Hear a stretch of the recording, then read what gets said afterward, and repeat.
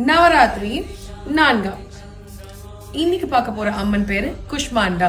இவங்க தான் நம்ம பிரபஞ்சத்தையே உருவாக்குன ஒரு அம்மனா சொல்லப்படுது. குஷ்மாண்டா அம்மனோட சிரிப்பு மூலியமா 3 தேவிகளை இந்த உலகத்துக்கு படைக்கிறாங்க. முப்பெரும் தேவிகள்ல சக்தி, மகாலட்சுமி, சரஸ்வதி. மகாசக்தியோட கணவர் சிவனாகவும், மகாலட்சுமியோட கணவர் விஷ்ணுவாகவும், மகா சரஸ்வதியோட கணவர் பிரம்மராகவும் படைக்கப்படுது.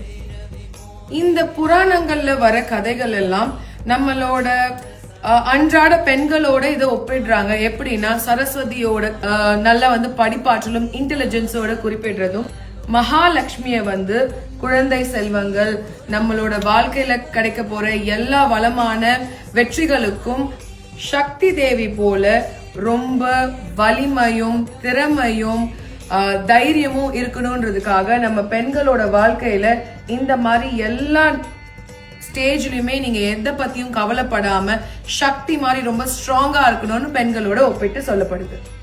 ஒரு பெண்ணின் சிரிப்பு மூலியமா இந்த பிரபஞ்சத்தையே உருவாக்க முடியும், மாற்ற முடியும்ன்றப்போ ஏன் நம்ம எப்பயுமே சிரிச்ச முகத்தோட நம்ம லைஃப்ல நடக்கிற பிரச்சனையாகட்டும், ஏளனமாகட்டும், அதை நம்ம ஏளனமா சிரிச்சும் சரி சந்தோஷமா இதையும் கடந்து போவோம் அப்படின்ற ஒரு குஷ்மாண்டா தேவி மாதிரி நீங்களும் எப்பொழுதுமே சிரிச்சுட்டே இருக்கணும். இன்றையோட நவராத்திரி சீரீஸை நல்லபடியா முடிவெடுக்க